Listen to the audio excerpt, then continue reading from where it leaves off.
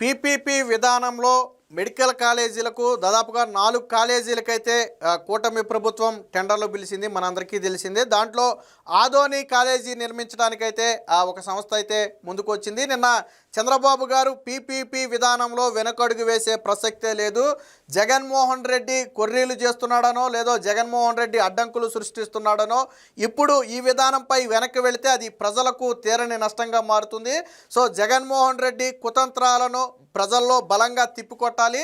అదే సమయంలో అనుకున్న సమయానికి కాలేజీల నిర్మాణం కూడా పూర్తి చేయాలని చెప్పి నిన్న చంద్రబాబు గారు అధికారులకైతే దిశానిర్దేశం చేయడం జరిగింది. వాస్తవానికి 4 కాలేజీలకు టెండర్లు పిలిస్తే ఒక కాలేజీకి మాత్రమే ప్రస్తుతానికి ఖరారైంది. అయితే మిగిలిన కాలేజీలకు జగన్మోహన్ రెడ్డి ఎవరు రాలేదు, జగన్మోహన్ రెడ్డికి భయపడి రాలేదు అనుకుంటున్నాడు. కానీ అది వాస్తవం కాదు. గతంలో కేంద్ర ప్రభుత్వం ఎప్పుడైతే కాలేజీలు శాంక్షన్ చేసిందో వయోబిలిటీ గ్యాప్ ఫండ్ అని చెప్పి కొంత ఫండ్ ఉంటుంది. సో ఆ ఫండ్ మొత్తాన్ని జగన్మోహన్ రెడ్డి పక్కదారి పట్టించాడు. సో అప్పుడు అది రాష్ట్ర ప్రభుత్వం భరించాలా, ఏం చేయాలనేది ఆలోచించాలి. ఒకటి, దాని గురించి వచ్చిన వాళ్ళు అడిగారు. రెండోది, ఆయా ప్రాంతాలను పరిశీలించి ఒకసారి అంటే ఒక అంచనాకు వచ్చిన తరువాత మేము బిడ్ దాఖలు చేయగలదు, మాకు పరిశీలించడానికి కొంత సమయం కావాలని చెప్పి ఎవరైతే ప్రతిపాదనలతో ముందుకు వచ్చారో వాళ్ళు అడగటం జరిగింది. వాస్తవానికి దాదాపుగా 6-7 జాతీయ సంస్థలు అయితే ముందుకు వచ్చాయి. అందులో ఒక సంస్థ ఆదోనిలో నిర్మించడానికి సూచనప్రాయంగా అంగీకారం కూడా తెలిపింది. సో దాంతోపాటు వాళ్ళు కొన్ని సూచనలు సలహాలు చేశారు, దానికి ప్రభుత్వం కూడా అంగీకారం తెలిపింది. సో మొత్తంగా మిగిలిన కాలేజీలకు టెండర్లు అంటే టెండర్ వేయడానికి వాళ్ళు కొంచెం సమయం అడిగారు. అంటే 1 నెల కావచ్చు, 2 నెలలు కావచ్చు, కొంత సమయం ఇస్తే వాళ్ళు ఆ ప్రాంతాన్ని క్షేత్రస్థాయిలో పరిశీలించి ఒక అంచనాకు వచ్చిన తరువాత మాత్రమే మేము బిడ్ దాఖలు చేయగలమని చెప్పి చెప్పడం జరిగింది. ఒకటి మాత్రం స్పష్టం, ఎట్టి పరిస్థితుల్లో జగన్మోహన్ రెడ్డి ఎన్ని అడ్డంకులు సృష్టించినా పీపీపీ విధానంలో మెడికల్ కాలేజీలు నిర్మించాల్సిందే. చంద్రబాబు గారు నేను ఒక్కటే చెప్పారు, మనం మంచి చేస్తున్నాం, ఇది ప్రైవేటీకరణ కాదు, ప్రభుత్వ భాగస్వామ్యంతో ప్రభుత్వ అండర్లో నిర్మిస్తున్నటువంటి కాలేజీలు కొంతకాలానికి మాత్రమే ప్రైవేటు వ్యక్తుల నిర్వహణ ఉంటుంది.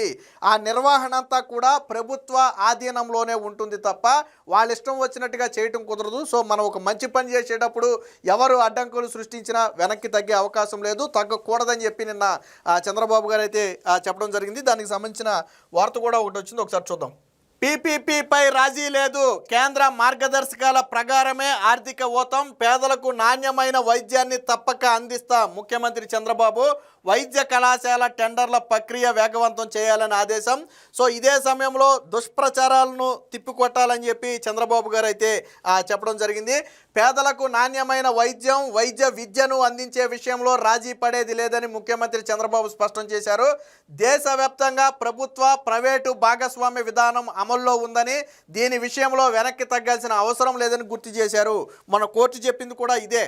పీపీపీ మీద జగన్మోహన్ రెడ్డి కోర్టుకు వెళ్తే ప్రభుత్వ ప్రైవేటు పార్ట్నర్షిప్ అనేది కొత్తది కాదు కదా, కాకపోతే వైద్య రంగంలో ఇప్పుడు ఆంధ్రప్రదేశ్లో కొత్తగా రావచ్చు, బట్ దానివల్ల మీకు వచ్చిన నష్టం ఏంటి, దానివల్ల ప్రజలకు జరుగుతున్నటువంటి నష్టం ఏంటని చెప్పి కోర్టు కూడా జగన్మోహన్ రెడ్డికి చివాట్లు పెట్టి ఈ టెండర్ ప్రక్రియలో జోక్యం చేసుకోబోమని చెప్పింది. టెండర్ ప్రక్రియ మీద స్టే ఇవ్వాలి, టెండర్లో ఎవరు పాల్గొనకుండా అడ్డుకోవాలని కోర్టుకు వెళ్తే కోర్టు నిరాకరించింది. అది గవర్నమెంట్ తీసుకున్న డెసిషను, దానివల్ల ప్రజలకు నష్టం జరిగితే ఇబ్బంది, కానీ ప్రజలకు లాభం జరుగుతుందని ప్రభుత్వం చెబుతున్నప్పుడు మీకు వచ్చిన ఇబ్బంది ఏంటని చెప్పి కోర్టు కూడా ప్రశ్నించింది. నేను చంద్రబాబు గారు చెప్పింది కూడా అదే.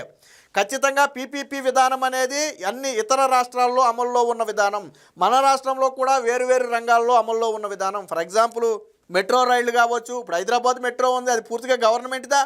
పోనీ అలాగని ప్రైవేట్ మెట్రో అని మనం అనగలుగుతామా? అనలేము. సరే, ఇప్పుడంటే గవర్నమెంట్ వాళ్ళకి ఇవ్వాల్సిన మొత్తం ఇచ్చేసి టేక్ ఓవర్ చేసింది అనుకుంటే తెలంగాణ విషయం వేరే. అలాగే హైవేలు ఉన్నాయి, పీపీపీ విధానంలోనే నడుస్తున్నాయి. అలాగే కీలకమైనటువంటి ప్రాజెక్టులు పీపీపీ విధానంలో నడుస్తాయి. ఈవెన్ మన 108, 104 కూడా పీపీపీ విధానంలోనే ఉన్నాయి. ఇప్పుడు మన రాష్ట్రంలో ఉన్నటువంటి 108, 104 కూడా పీపీపీ విధానంలోనే ఉన్నాయి. మరి అలాగని చెప్పి 108 ప్రైవేట్ అని మనం చెప్పగలుగుతామా? అలాగే ఎయిర్పోర్ట్లు పీపీపీ విధానంలో నిర్మించారు. మరి ఎయిర్పోర్టు ప్రైవేట్ ఎయిర్పోర్టు, అది పబ్లిక్ ఎయిర్పోర్ట్ కాదని మనం చెప్పగలుగుతామా? ఎవరి అండర్లో నడుస్తున్నాయి ఇవన్నీ? 108 ఎవరి అండర్లో నడుస్తుంది, ఎయిర్పోర్ట్లు ఎవరి అండర్లో నడుస్తున్నాయి, మెట్రోలు ఎవరి అండర్లో నడుస్తున్నాయి? సో కాబట్టి పీపీపీ అనేది కొత్తది కాదు, ఆల్రెడీ ఉన్న విధానమే. సో నిన్న చంద్రబాబు గారు కూడా అదే విషయం అయితే చెప్పారు.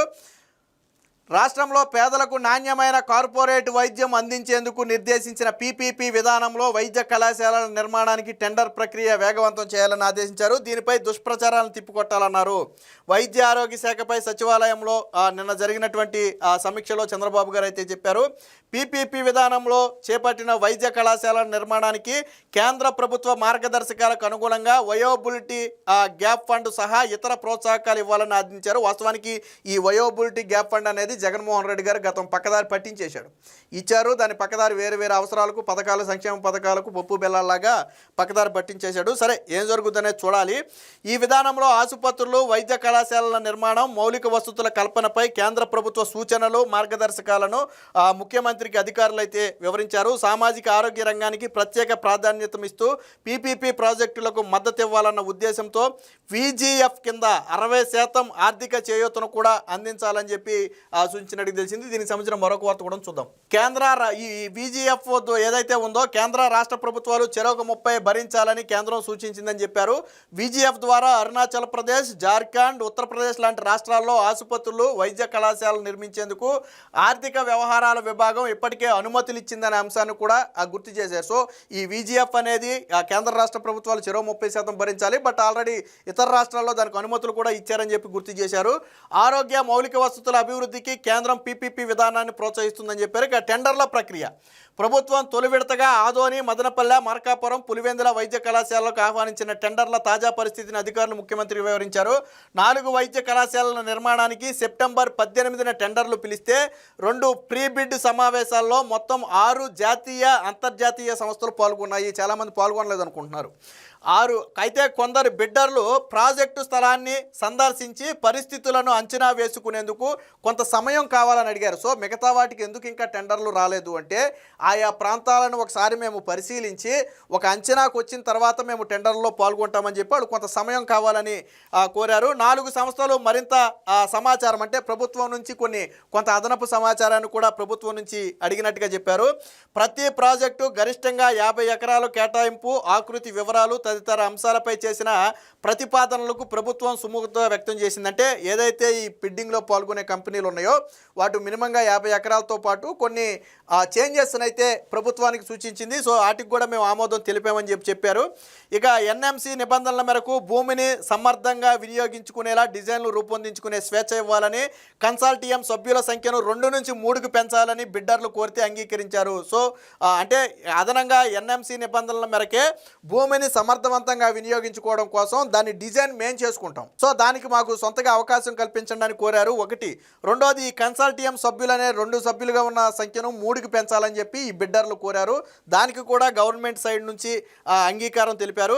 ఆదోని వైద్య కళాశాల నిర్మాణానికి ఓ సంస్థ ముందుకు వచ్చిందని వివరించారు. ఆ సంస్థతో ఒప్పందం చేసుకుని వైద్య కళాశాలల నిర్మాణానికి చర్యలు తీసుకోవాలని చెప్పి చంద్రబాబు గారు అయితే సూచించారు. మిగిలిన వైద్య కళాశాలల టెండర్ల ప్రక్రియను కూడా వేగవంతం చేయాలని చెప్పి ఆదేశించడం జరిగింది. సో మొత్తంగా జగన్మోహన్ రెడ్డి చేస్తున్న దుష్ప్రచారం అవాస్తవం.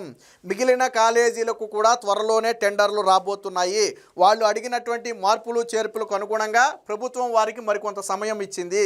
సో 1 or 2 monthsలో దానికి సంబంధించి కూడా ఆ బిడ్ అయితే దాఖలు చేయబోతున్నారు. ఇప్పటికే అంగీకారం తెలిపినటువంటి ఆదోని కాలేజీ నిర్మాణానికి అంగీకారం తెలిపినటువంటి సంస్థతో పూర్తి ఒప్పందం చేసుకుని వెంటనే పనులు కూడా ప్రారంభించాలన్నారు. మొత్తంగా జగన్మోహన్ రెడ్డి పీపీపీ విధానాన్ని ప్రైవేటీకరణ అని ప్రజలను తప్పుదోవ పట్టించే ప్రయత్నం చేసినా ప్రభుత్వం ఎక్కడా కూడా వెనక్కి తగ్గలేదు. ముఖ్యంగా జగన్మోహన్ రెడ్డికి ప్రజల మద్దతు లేదు. ఏ వ్యక్తికైనా నీకు ఉచితంగా కార్పొరేట్ వైద్యం అందిస్తామంటే ఏ వ్యక్తి వద్దంటాడు చెప్పండి. ఇప్పుడు కార్పొరేట్ వైద్యం అంటే ప్రైవేట్ హాస్పిటల్లో వైద్యం ఏ విధంగా ఉంటుందో మనందరికీ తెలుసు. సో అలాంటి ఫెసిలిటీస్తో, అలాంటి అంతర్జాతీయ ఎక్విప్మెంట్తో ప్రముఖుల నిష్ణాతులైనటువంటి వైద్యులతో నీకు వైద్యం ఇస్తాం, ఫ్రీగా ఇస్తామంటే ఎవరు వద్దంటారు? సో ఇక్కడ వైద్యం అనేది ఖచ్చితంగా ఫ్రీ. కాలేజీల నిర్వహణ ఎలా సాగుద్ది? మరి ప్రైవేట్ వాళ్ళకి లాభం ఏంటంటే 50% మెడికల్ సీట్లు అమ్మడం ద్వారా వచ్చే డబ్బు. ఈ మెడికల్ సీట్లు అమ్మడం అనేది జగన్మోహన్ రెడ్డి తెరదీసిన విధానం, చంద్రబాబు గారు కాదు. మెడికల్ సీట్లు అమ్మి సెల్ఫ్ ఫైనాన్స్ మేనేజ్మెంట్ అనే ఒక విధానానికి తెరదీసిన వ్యక్తే జగన్మోహన్ రెడ్డి. సో అదే విధానంలో ఇప్పుడు మెడికల్ సీట్లు 50% మెడికల్ సీట్లు అమ్మడం ద్వారా వచ్చిన డబ్బులతోనే వాళ్ళు నిర్వహణ చేస్తారు. అంతే తప్ప పేదల నుంచి ఎట్టి పరిస్థితుల్లో రూపాయి వసూలు చేయరు.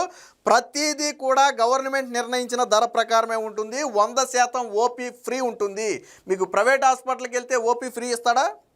300 నుంచి 1500, 2000 వరకు ఉంది హాస్పిటల్ స్థాయిని బట్టి. ప్రముఖ పేరున్నటువంటి హాస్పిటల్లో 1500, 2000 ఓపీ. అదే నాణ్యతతో అదే స్థాయిలో వైద్యం అందించే ఈ కాలేజీలో ఓపీ ఫ్రీ, నీకు ఓపీ కూడా ఫ్రీ. అలాగే టెస్ట్ కాస్టులు ఇతర ప్రాంతాలతో పోలిస్తే అతి తక్కువ. ఫర్ ఎగ్జాంపుల్, ఒక టెస్ట్ బయట 100 రూపాయలు ఉందంటే ఇక్కడ 20 లేదా అంతకంటే తక్కువే ఉంటుంది. సో ప్రభుత్వ నిర్ణయానికి అనుగుణంగా ఉంటుంది. మంగళగిరి ఎయిమ్స్ ఉంది, అది ఎలా నడుస్తుంది ఇప్పుడు తెలుసు మనందరికీ. సో కాబట్టి ఎట్టి పరిస్థితుల్లో పీపీపీ విధానంలో వెనక్కి తగ్గకూడదు. పేదలకు నాణ్యమైన కార్పొరేట్ వైద్యం అందించాలనేది కూటమి ప్రభుత్వ లక్ష్యమని చంద్రబాబు గారు అయితే స్పష్టం చేశారు. దానికి అనుగుణంగానే అధికారులు కూడా చర్యలు తీసుకుంటున్నారు.